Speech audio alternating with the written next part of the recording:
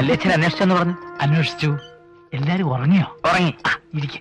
വേണ്ട, ഞാനിവിടെ നിന്നോ. നീ ഇരിക്കുഞ്ഞേ. നീ അങ്ങ് ക്ഷീണിച്ചു പോയല്ലോ മോനെ. എന്തായാലും അവന്റെ മനസ്സിൽ വിഷമം കാണാണ്ടിരിക്കുവോ ശകുന്തളെ? ഒരച്ഛന്റെ യഥാർത്ഥ സ്നേഹം എന്തെന്നറിയാനുള്ള ഭാഗ്യം അവനുണ്ടായില്ലല്ലോ. ശാസിച്ചും ചാരിച്ചുമല്ലേ അവന് ശീലമുള്ളൂ. റിട്ടയർഡ് ആയാലും പോലീസ് തന്നെയല്ലേ. അങ്ങനെയുള്ള പ്രശ്നമൊന്നുമില്ല. അച്ഛൻ വളരെ സ്നേഹത്തോടെ തന്നെ എന്നോടൊപ്പം. അങ്ങനെ കരുതുന്നത് നിന്റെ വലിയ മനസ്സാ മോനെ.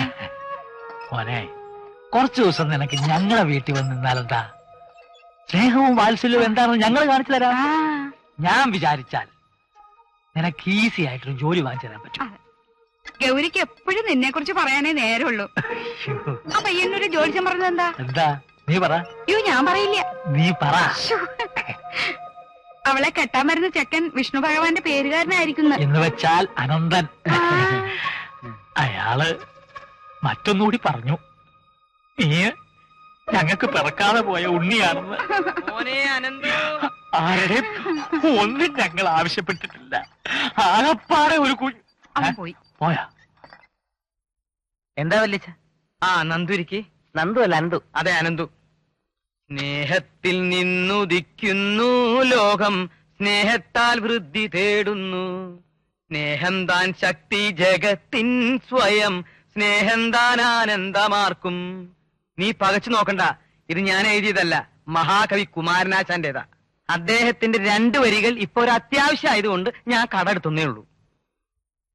നിനക്കറിയോ അനന്തു, ഞങ്ങളുടെ സമപ്രായക്കാര് അവരുടെ മക്കളെ തൊട്ടിലിട്ട് ആട്ടുമ്പോ അമ്പിളിയമ്മാമനെ കാണിച്ച് മാമുണ്ണ് എന്ന് പറഞ്ഞ് ഒരു ഉരുള ചോറ് ഉണ്ണികളെ ഊട്ടുമ്പോ ഈ ഇരിക്കുന്ന പാവം സ്ത്രീയും ഞാനും ഉള്ളുരുകി വിങ്ങിപ്പൊട്ടുകയായിരുന്നു.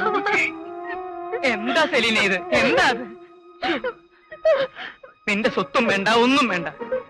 വല്ലപ്പോഴും വിശേഷ ദിവസങ്ങളിലെങ്കിലും അവിടം വരെ ഒന്ന് വരിക. വിഷുവിന് വല്യച്ഛന്റെ കയ്യിൽ നിന്ന് ഒരു കൈനീട്ടം, ഓണത്തിന് വല്യമ്മയുടെ കയ്യിൽ നിന്ന് ഒരു ഓണക്കൊടി. ഇതുവരെ പറഞ്ഞതൊക്കെ നിന്റെ മനസ്സിലിരിക്കട്ടെ. ഇനിയാണ് പ്രധാന ഒരു കാര്യം പറയാൻ പോകുന്നത്. ഈ സെലീനയുടെ അനിയത്തി സ്റ്റെല്ലയുടെ മോനെ നിനക്ക് അങ്ങോട്ട്. അച്ഛനാ നേരത്തെ കിടന്ന് ഉറങ്ങണമെന്ന ഉത്തരവ്. പോലീസ് പറയാ ഇപ്പോഴും. ഞാൻ ഉറങ്ങിയച്ചാ. അല്ല, ഇതങ്ങനെ ഉറപ്പിച്ചിട്ട് ഞാൻ ഉറപ്പിച്ചു.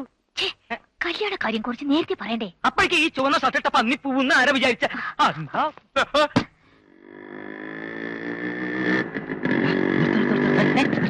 നിന്റെ മിന്നായം എന്താ? ഇങ്ങോട്ട് നോക്ക്.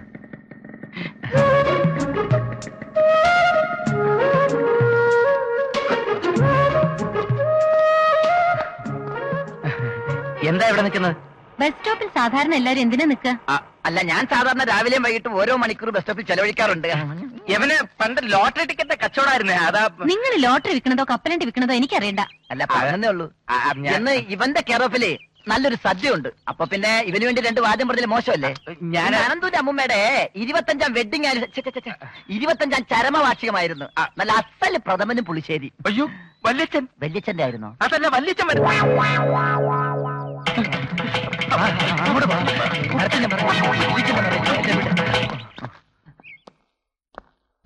അനന്തുവിനെ കണ്ടില്ലല്ലോ. അവൻ എന്റെ കൂടെ വരുന്നു എന്നാണല്ലോ പറഞ്ഞിരുന്നേ. എപ്പ പറഞ്ഞു? അങ്ങനെ പറയാൻ വഴിയില്ലല്ലോ. അവൻ ധർമ്മം വല്യച്ഛന്റെ കൂടെ വരുമെന്നാണല്ലോ പറഞ്ഞത്, അല്ലേ സെലീനെ? അതെ, അതല്ല അനന്തോട്ട് ഞങ്ങളുടെ ഒപ്പം വരുന്നത്. എന്റെ തടി ഉറക്കെ ഷട്ടിൽ കോക്ക് കളിക്കാന്ന് പറഞ്ഞിട്ടുണ്ട്. മിക്കവാറും ബാറ്റ് വന്നോ. അവനെ ഇനി ഇപ്പോഴൊന്നും നോക്കിയിട്ട് കാര്യമില്ല. ആ മണിയന്റെ കൂടെ അല്ലേ പോയത്?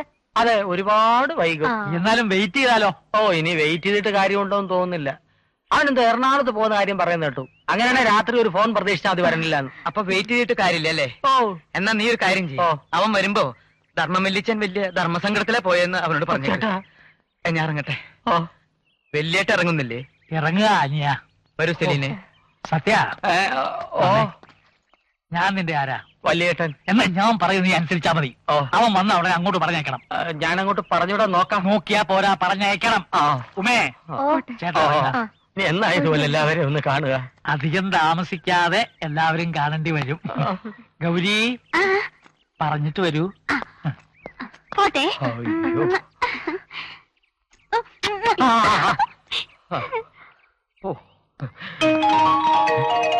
മാറടാ.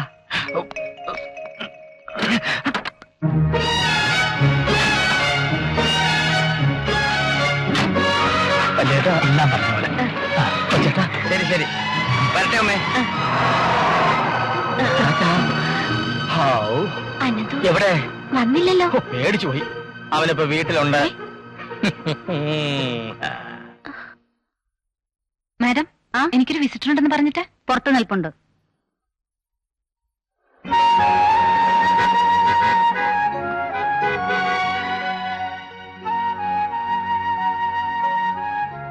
വീണ്ടും ബുദ്ധിമുട്ടിച്ചതിൽ ക്ഷമിക്കണം.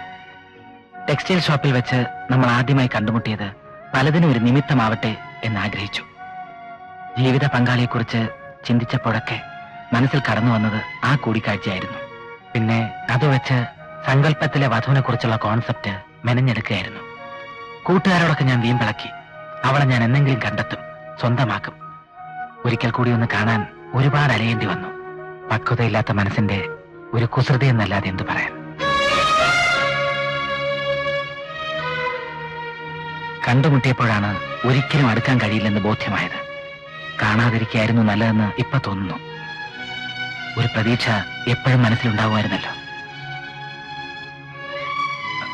അച്ഛനും മരുന്ന് വാങ്ങാൻ ഇറങ്ങിയതാ. ഇവിടം വരെ വന്നപ്പോ അനിതയെ കണ്ട് ക്ഷമ വയ്ക്കണമെന്ന് തോന്നി. വരട്ടെ. ഒരപേക്ഷയുണ്ട്. പെൺകുട്ടികളുടെ പുറകെ നടക്കുന്ന പൂവാലന്മാരുടെ കൂട്ടത്തിൽ ദയവായി എന്നെ പെടുത്തരുത്.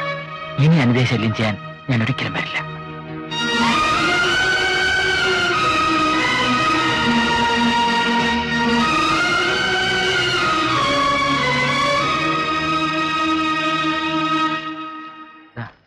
അല്ല, സാറ് മരുന്ന് വാങ്ങാനായി തുടങ്ങിയോ? അച്ഛന് പ്രായമായില്ലേ, പിന്നെ ഞാനല്ലേ ഉള്ളൂ. അതല്ല, സാറ് വർക്ക് ചെയ്യുന്ന കമ്പനിയിൽ നിന്ന് ഈ മരുന്നിന്റെ സാമ്പിൾ കിട്ടൂലേ? അവിടെ എവിടെയാ മരുന്ന്? അവിടെ കമ്പ്യൂട്ടർ അല്ലേ ഉള്ളൂ. ആ, ഇപ്പൊ കമ്പ്യൂട്ടർ കമ്പനിയിലാണോ? ചുമ്മാ അല്ല ഇപ്പൊ ഇങ്ങോട്ട് കാണാത്ത. നമ്മുടെ മുഹമ്മദിന്റെ കാര്യമൊക്കെ അറിഞ്ഞിരിക്കുമല്ലോ. പാവം മനുഷ്യന്റെ കാര്യമൊക്കെ ഇത്രേ ഉള്ളൂ. ഏത് മുഹമ്മദ് കുട്ടി? ഇയാൾക്ക് വട്ട. 108 രൂപ. എന്താ? 108. പ്രിസ്ക്രിപ്ഷനിലുള്ള മരുന്ന് തന്നെയാണല്ലോ എടുത്തല്ലേ? സാറെന്താ അങ്ങനെ ചോദിക്കുന്നത്? അല്ല, ചുമ്മാ ചോദിച്ചെന്നേ ഉള്ളൂ. അനന്തു, അവൻ പുറത്തു പോയിരിക്കുകയാണ്. അനന്തു. കുറച്ച് കഴിഞ്ഞ് വിളിക്കേ. എന്താ കൊച്ചേട്ടാ? അവനെവിടെ? അവനിവിടെ ഇല്ല. കൊച്ചേട്ടൻ ഇരിക്കേ. ഞാൻ ഇവിടെ ഇരിക്കാൻ വന്നതല്ല. ഓ, വീട്ടിൽ വന്ന് നിക്കാത്തോണ്ടുള്ള ദേഷ്യമാണോ? അവൻ നാളെ ഇങ്ങോട്ട് വരാനിരിക്കുക. അവൻ ഇനി അങ്ങോട്ട് വരണ്ട. അതെന്താ? നിന്റെ മോൻ ഒരു മുഴുക്കുടിയനായതുകൊണ്ട്. കുടിക്ക്. കുടി പോയിട്ട് അവനൊരു സീർട്ട് പോലും വലിക്കില്ല. അങ്ങനെയാ ഞങ്ങൾ അവനെ വളർത്തിയത്. അയ്യോ പാവം. എന്നാ കേട്ടോ, അവൻ കുടിക്കും വലിക്കും. വെറും കുടിയല്ല, മുഴുക്കുടിയൻ. ഒരു പൈന്റെ ഒറ്റ ഇരിപ്പിനകത്താക്കിയത് എന്റെ കണ്ണു തള്ളി പോയി. കൊച്ചേട്ടൻ എന്തൊക്കെയായി പറയുന്നേ?